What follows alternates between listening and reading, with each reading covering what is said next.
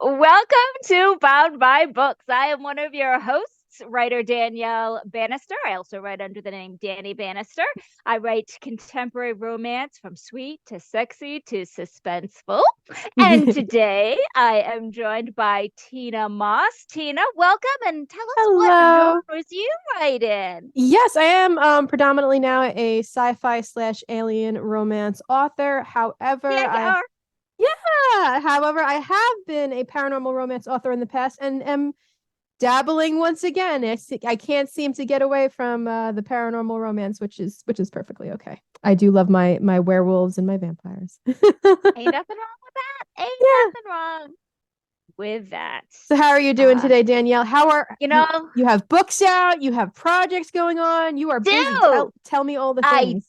do. I am a busy, busy bee. Well, I have a new release out on the Yonder app called Fun. Arranged Vows. So if you like serialized stories, this is contemporary romance, billionaire romance, that sort of forced proximity, Super high fun. heat, but also some high humor. So it's got the rom-com vibes, but it also has that like billionaire edge sort of Love it. thing. So it's a little mixed bag. It's very fun. And that's newly out. So experimenting with app platforms. So we'll kind of see how that goes. And yeah, working on a billion other projects at once. I tend to work every month on two or three different projects just so that I'm not getting bored on one and that something is always perpetually moving forward down the release line. So something is always getting closer to release while Love something it. else is just starting,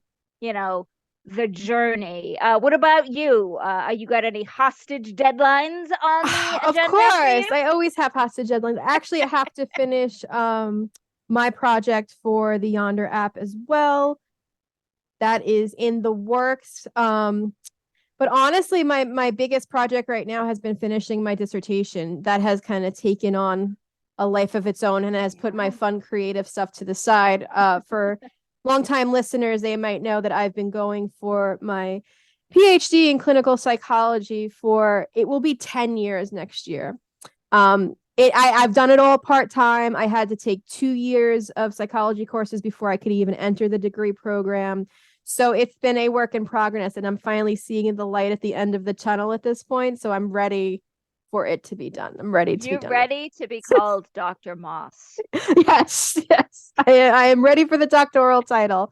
But it's been arduous. I'm not gonna lie. The dissertation writing compared to creative writing is Oh, I'm sure. like slogging Night and through, day. I don't know, sand or something. It's not fun. Not Yeah. fun. I'd Yeah. rather be writing creative any day. Don't blame you. I do not blame you. Well, there's no easy way to make this transition into what we're talking about, other than to say, we've all gone through today's topic, I think. We're talking about the imposter syndrome that Yes.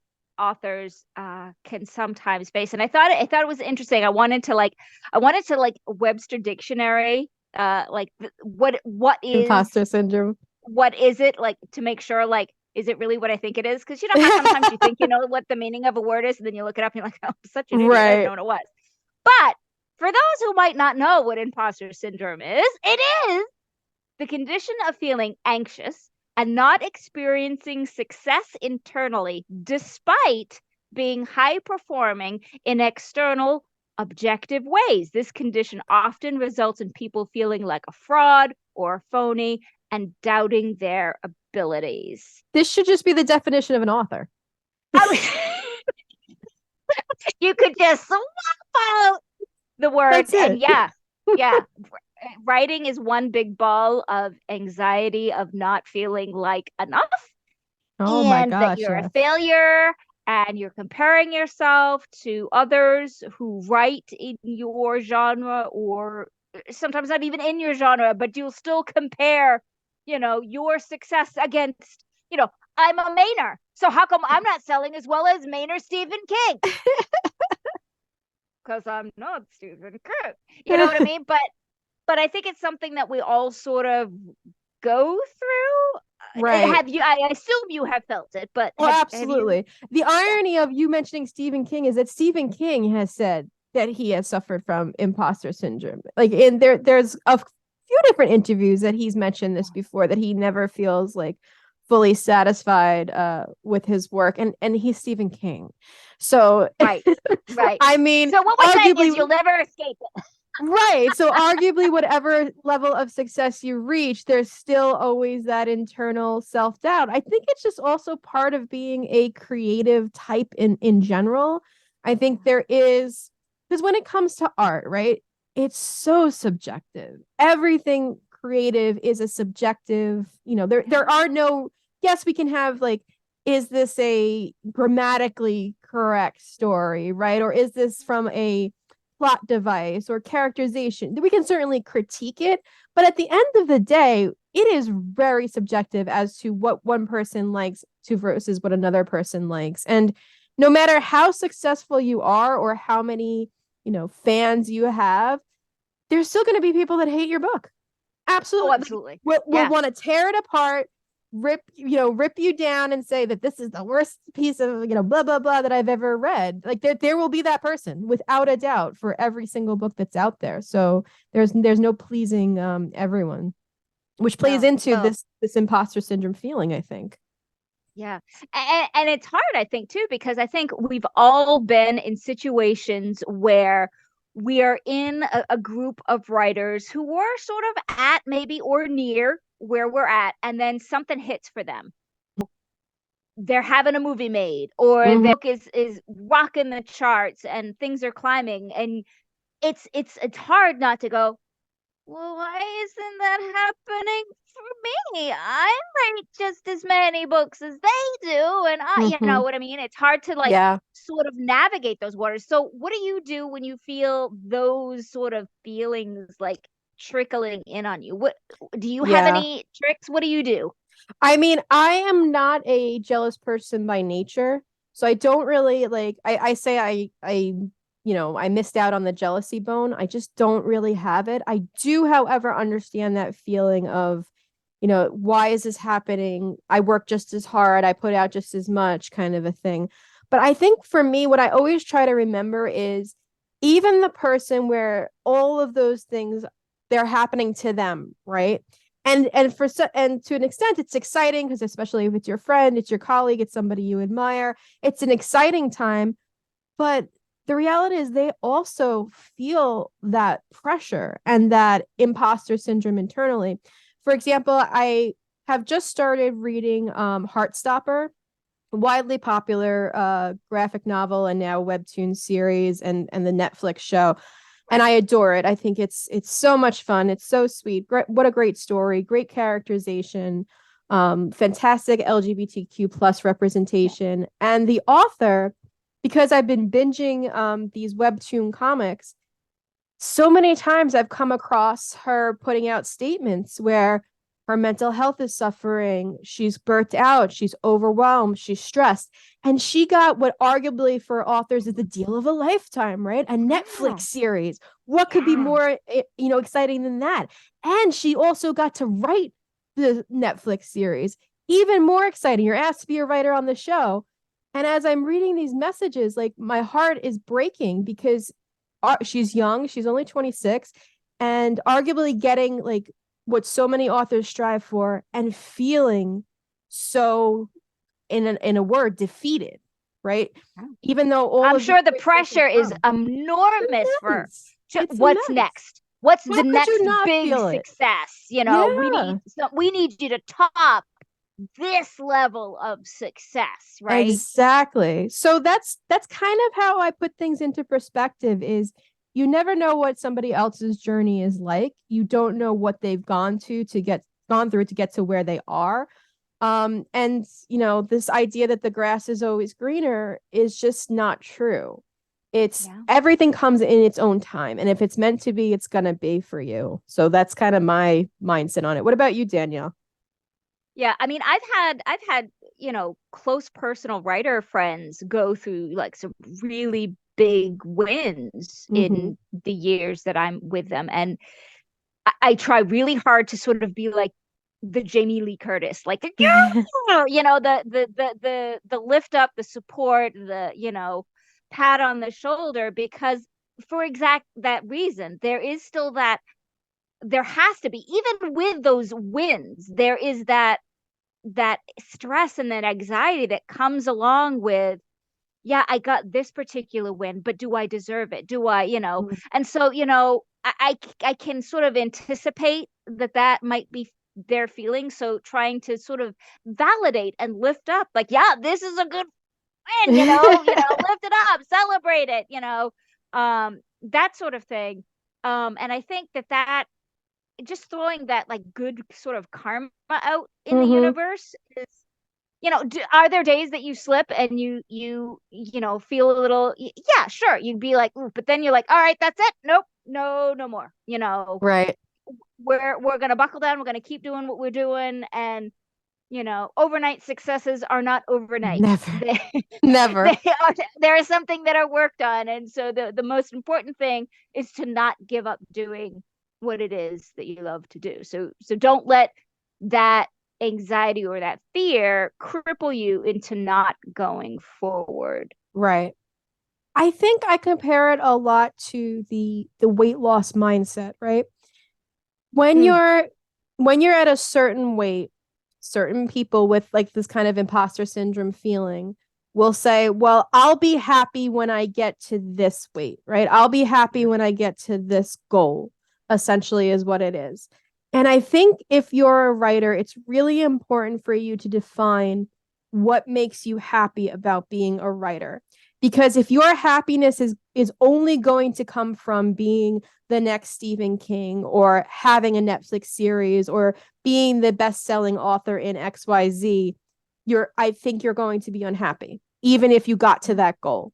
Because the reality is, if you're not doing this because you can't imagine yourself doing anything else, if you're not doing this because you love what you do, then don't do it. Life is too yeah, short, and find something else that makes you happy. The external goals cannot be the thing that brings happiness. It has to be your journey along the way to yeah, those goals. And if you never get there, if you never get what that goal is, you still have to be happy doing what you right, do. right. So for me, that's the thing that keeps the imposter syndrome at bay, is when I'm Yeah, starting to feel like, oh gosh, such and such author is so amazing, I wish I was like her. I have to stop myself and be like, well, you don't know anything about her life. And even right. if it's all great, that's not your road, that's not your journey. You can only have, your own path, not somebody else's. Yeah. Yeah, for sure, for sure. And sometimes it helps trying to sort of look at what you're defining as success. Like, Mm, yeah. maybe it's time to like pause and go, okay, what does success mean to you? Like, what does that term mean to you? Does success mean that you can get up every day and you have the time to write and do the thing that you love to do?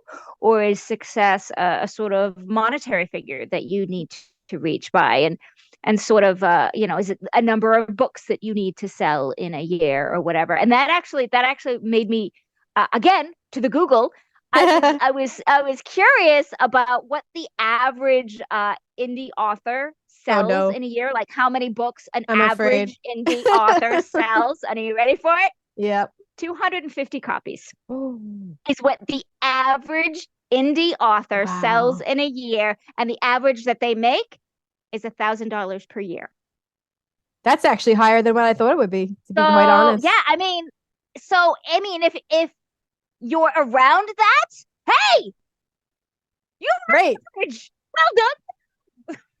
If Yeah. you're, above it, beating the curve. But it And just goes, I think yeah. it speaks to the fact that there are so many authors now that Mm-hmm. it's hard. It's It is hard to hard. sort of achieve that monetary win.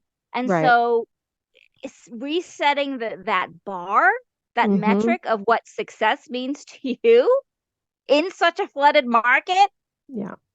might be something that you need to look at if this is something you want to do for the long haul. Yeah. And I think it's completely fine to have goals. There's, everyone should have goals and things that they strive for. I think it's we get caught up in this idea that goals equal happiness. that's where that's where the danger is, to be quite honest. Yeah. Because if you are putting always an external goal as the measure of your happiness, you will never be, I can promise you, you will never be happy. It has to come from inside of you. It has to come from, the things that make you, internally happy. And imposter syndrome is such an internal thing that that's what we also forget, right? Because imposter syndrome is so much of looking at what somebody else has, but those feelings are coming from you. The other person actually has nothing to do with the equation, Right. because you can Right. put anybody in that other person situation. It's all about what's going on with you. Right. And Yeah. I think too that just even going back to that the definition of what imposter syndrome mm-hmm. is not feeling like their experience, despite being high performing in external and objective ways. So I think sometimes we forget as authors some of the things and the milestones we have achieved to Yes. get to the point that you're at. Yep. Look at how far you have come from where you have started, even if it's just you're on your first book. How far have you started from when you had the idea to holding that first book in your hand? Those are huge steps that not a lot of people take. If you've been in the industry longer, look back and go, wow, look at how many books that I have written. Look at how many connections that I have made. Look at how much I know about the craft of a story now. Look at how much I have learned. And, in comparison to somebody who is new, who might look at you and think, wow, they really know what they're doing. I feel like a fraud next to them. You know what I mean? Like, Right. Right. trying to And put that sort of into perspective. our society today, especially, I feel like than any other time in the past, is so driven on metrics. We are such a numbers oriented society, down to our social media platforms, right? Yeah. Like, how Yeah. many likes on a video or post did I get? How many comments? How many Yeah. followers do I have? Like, these arbitrary numbers are starting to define success for us. And then if we take it into the publishing realm, it's how many books did I sell? How many page reads did Yeah. I have in a Right. quarter or in a month or whatever? Even by the day, some people are looking Yeah. at the stats. And it's Yeah. this complete kind of obsession almost with numbers that, again, is going to lead to even more imposter syndrome, right? Because for me, Sure. I'll give you a perfect example. When I first started on TikTok, right? Everybody's goal is to get to 1,000 followers, because then you can put a link in your bio and, oh my gosh, Right. how exciting. And then you get there and it's like, well, okay, great. Now I have a link in my bio. Now I would really want 2,000 followers, 5,000 followers, 10,000 followers, etc. Right? I'm at the point now I have almost 12,000 followers and I'm still like, well, I don't have 50. Well, Right. I'll never get to 100, right? Or I'll never get to 1,000,000. Like, how, what ridiculous things to think about at the end of the day. Like, how silly to be looking and worrying about these arbitrary numbers that really don't mean much. Well, and case in point, just today I was looking at, my yonder numbers because I was the only one who had looked at the story. And I was like, okay, have I broken yonder? Have I broken it? There's nobody looking at the story. And, you know, if I just had a little bit of patience and waited and went, oh, okay, they're looking at it now. Oh, okay. I know. But you think you've broken an app. You think your story has broken an entire app because the I did think it was funny. anxiety is strong and can take you over and make you feel like a complete and utter idiot. Right. Um, but those are the things. Well, of course, my story would be the one that nobody wants. It's so quick that your Yeah. brain flips like that, and you have to like stop and do a mental reset, cancel that thought. And do you ever say that, like, cancel that thought, like you Oh start to yeah. think something, you start to go, nope, stop, we are not going in Oh, that direction. absolutely. Yeah. So from a Yeah. from a therapeutic standpoint, I like to call this a container method, right? And I did not create it. This is an Right. exercise in grounding, right? It's kind of like taking that thought that you're having and imagine a container, however you like, a box or a jar, and like putting that thought inside of the container and then closing it up. and you can put it on a shelf, you can throw it out a window, like whatever you want to do with the container afterwards, but like literally Yeah. bottling it in a way that that thought Like is one no of longer those going to really affect you. cheap Ziplocs that don't actually, the Tupperwares that don't actually shut very well Exactly. and they don't open very well. Putting it in there so you know you're never touching it again because you can't open it because What forget yep. about it. That Whatever that's a container you stick. like, whatever Right, you can right. imagine. But yeah, that's actually like a visualization exercise, a grounding technique to try to get out of that negative mindset that you're in. So Because feel you can free spin to and use that one. spin and spiral, and Yep. suddenly you think you're the worst, author ever, and you throw in your writing hat because of yourself. You have sabotaged Hmm. yourself. And so being very careful with those sort of intrusive thoughts and Yes. not letting sort of that inner critic that I Hmm. think we all have that's saying, yeah, I told you you weren't very good. I told you this is, I told you this is a waste of time. That voice is always there trying to get out and sort of dominate our thoughts. But it's up to Yeah. us to be like, into the Tupperware. And Allison, I have to admit, because when we're filming this podcast, Danielle's book has literally just come out last night. You're going to see this a week later, Right, but right. I could feel the spinning and the Yeah, anxiety yeah, through our messages, and yeah. I I was thought I'd broken laughing. the app. Right. To be fair, I was laughing because I was like, I know exactly what this is. I know what's happening here. She's spitting. I could feel Yeah, it happening. yeah. But on the flip side of that, this can be a serious thing. Like intrusive thoughts are no joke. If you I'm just gonna throw it out there. If you are feeling, some severe levels of anxiety, or you are feeling these thoughts that you can't seem to get rid of, please seek help. There is help available. Nobody should have to live with anxiety or depression. So just make sure that you're taking care of yourself as well. So just because we're talking about it in a lighthearted way doesn't mean that there aren't some serious issues with it. So please take Right. care of you and your No, mental health. absolutely. Very, very, very important to be aware of Yeah. those triggers, and to talk. And that's again another reason why having sort of an author community Mm-hmm. around you, right? Because I mean, I was on a ledge, and y'all quickly talked me down from it. Yeah, dear So, Danielle, it's been 8 hours. Come down. and I'm up here like 5 o'clock in the morning. Nobody's up, and I'm spiraling because nobody's up to calm me down. But that's just how I do. It's No, that. we get it. We all get it. Yeah, it's no bueno. It is. And the other thing is, it can be so visceral in the moment, right? It's so Yeah, real to you in the moment. Even if it has like no basic in reality or logic, like it's going to take time for this to happen, but it doesn't matter that that because the feeling of it is real. The panic is real. The yeah, idea that, oh my God, I'm never going to write again. I'm horrible. Nobody likes my book. Da, da, da. Those are very like, yeah, painful thoughts. yeah, And so I don't want to discount that either, because in the moment when it's happening, we laugh about it later, but in the moment, it's not a joke. It is very serious. And yeah. having people that you could talk to kind of get you out of that mindset and remind you, hey, this It's only isn't a been a couple thing. of hours, woman. Chill out. It's going to be okay. We're going to give this like a week at least. No, but to make sure that you are okay, and also to make you realize like, hey, the things that you're feeling right now, I know that you're feeling them intensely, but remember, come back to us Right, now. It's right. going to be all right. But that's all part of imposter syndrome.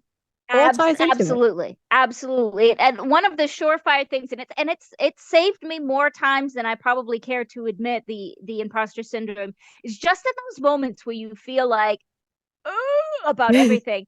That is inevitably when a reader will message or an Yes. email will come in about they've just read the story or whatever, and you're like, oh, oh, okay, right, Yep. yeah, here's why I'm doing this. Right. It helps sort of reset things and rebalance things, and, get you back in the chair and Yep. be like, yeah, there's a reason that I'm doing this. There are people that want to hear these words, and your Yeah. words matter, one view or not. Yeah. And even if it is just one person, right? Yeah. That one person, you don't know how much of difference you can make to that one person, right? I like to tell the story, and I always keep this in my mind now. When I was at an event in Las Vegas at a book signing, and it was a long it was the book signings. I don't know why they do this. They're always at the end of conferences, whether it's during a 1 day conference or a multi-day conference. They're always Yep. like the last day, so you're Yep. exhausted, you've been through the Yep. ringer.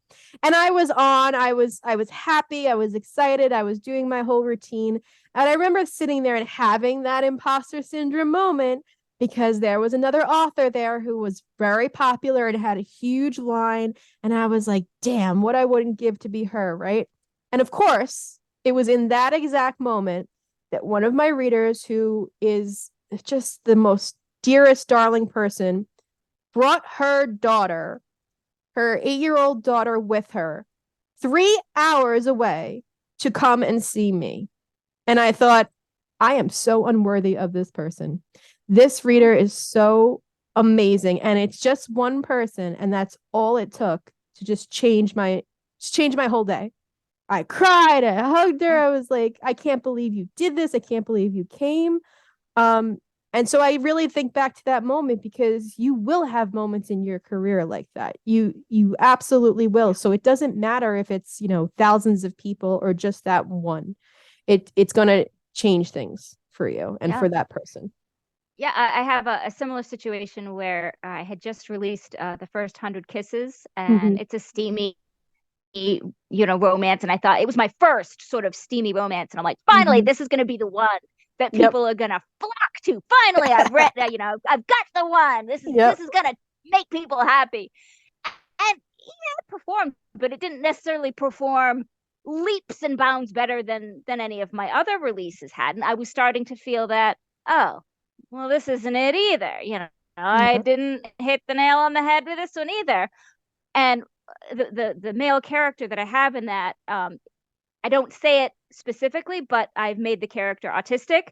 And so the Mhm. character is definitely socially awkward, and so on and so forth. And I had a reader reach out. This is, my kid is autistic, and this is the first time I've actually felt hopeful that maybe they will find someone who could be with them, and they Oh, could be happy just like this. And it was like, oh, okay, it's like, oh, okay, it doesn't matter. I don't need to sell any more copies. I'm okay. good.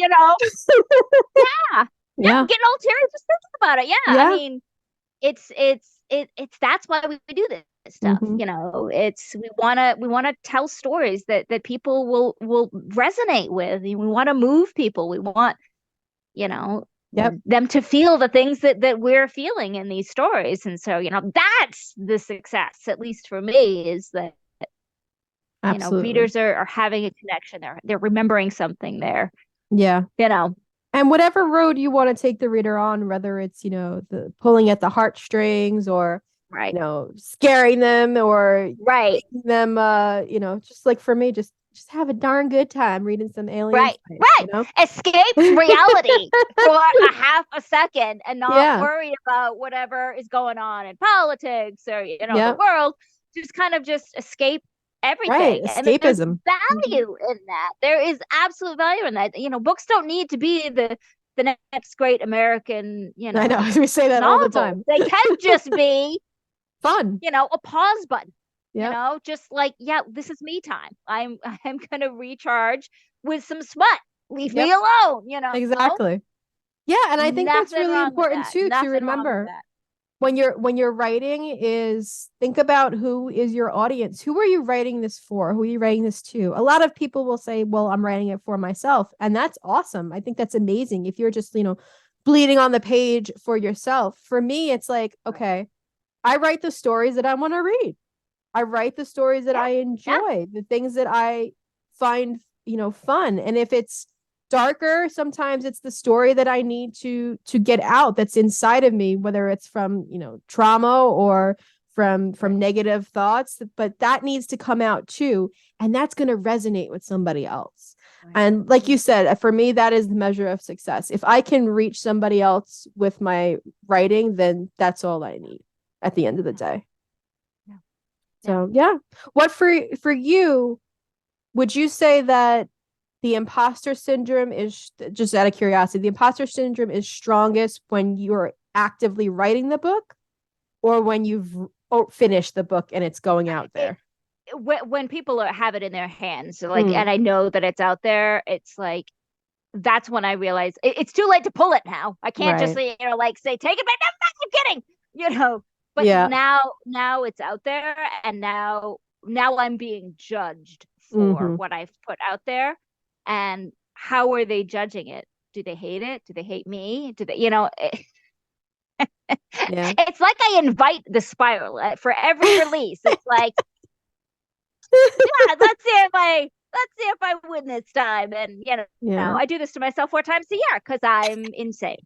I think but I think that's normal though. I think most people, most writers feel that when they put the book out for a release.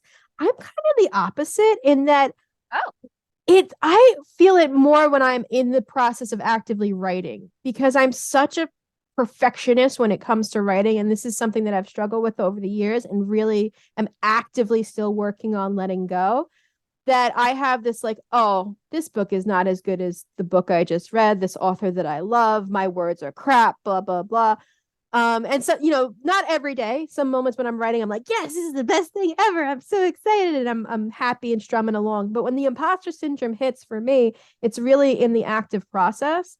Once it's out there, I've kind of like almost, like I've let it go. Like now I've put it on the page and it's out there and there's nothing I can do about it. So whatever. right. I'm very like It's hands out of your off in that. control now. Yeah. Yeah. Yeah. I just Do kind you of ever let it have go. the sort of push and pull of, oh, this is crap, compared to something that you've written before? Like the I guess like maybe the sophomore slump is what they would call it for first time authors. Like, this is not as good as the last book that I wrote, or this, you know what I mean? Like, you're putting yourself down, comparing yourself to Yeah. yourself.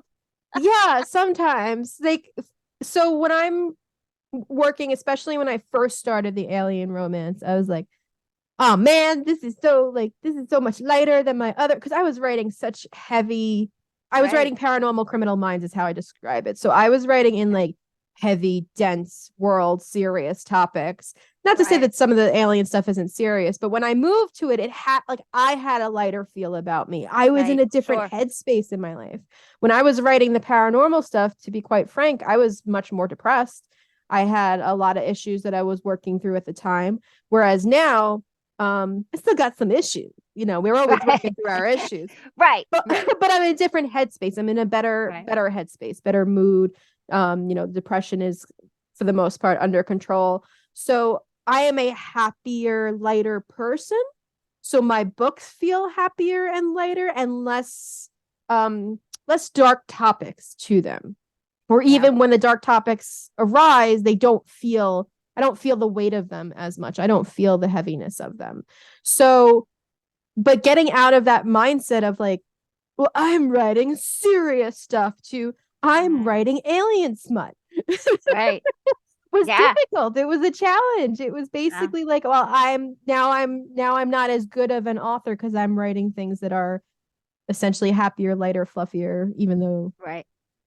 they have Right. serious Yeah. topics in them. I don't know. That was just my Funny, mindset. funny the things that we torment ourselves with, the unnecessary torment Yeah. we put Do you feel that? Do through. you compare yourself to yourself? Yeah, I mean, and I think I feel that a lot because I write in, even now I write in too many genres, and so sometimes I'm like, oh, I'm writing too sexy for this. This series is not sexy, you idiot. Take this out. You're an idiot. Do you not know how to write? And can you write something without saying the word cock? Whatever it is, you sort of berate yourself, especially if you're writing in series. It's like, does this feel like the same, the last book that I was writing, or is this as good as the last suspense that I wrote, or is this, Right. yeah, yeah. If there's something to compare to and compare against, yeah, I'll find it. So I was gonna say, because we're kind of getting to the end of time here, to wrap this up, what would be like the best advice you could give to an author who's currently experiencing imposter syndrome? Yeah, I think it might be that looking at how far you have come. Look back at how much you have accomplished from where you started, and look at, how much growth you have made.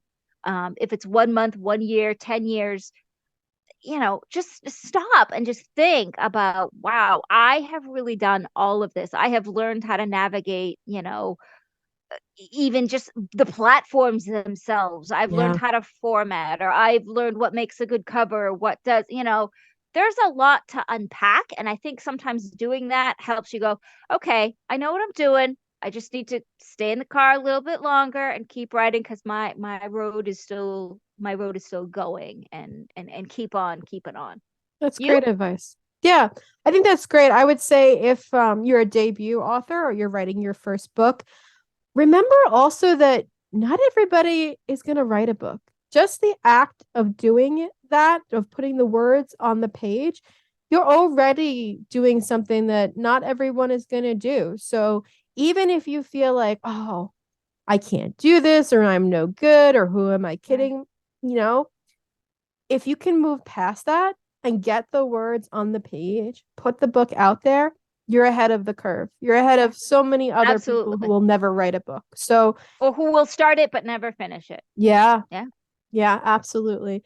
And I think, again, just as much as you possibly can, containing those thoughts, putting that on the shelf, and concentrating on why you're doing what you're doing and what about writing is the thing for you that brings you joy and makes you happy. If you keep that at the forefront of your mind, imposter syndrome will just be this, ugly little shadow, and you can just Right. skim away with some Bat it sunlight. away. In the Tupperware.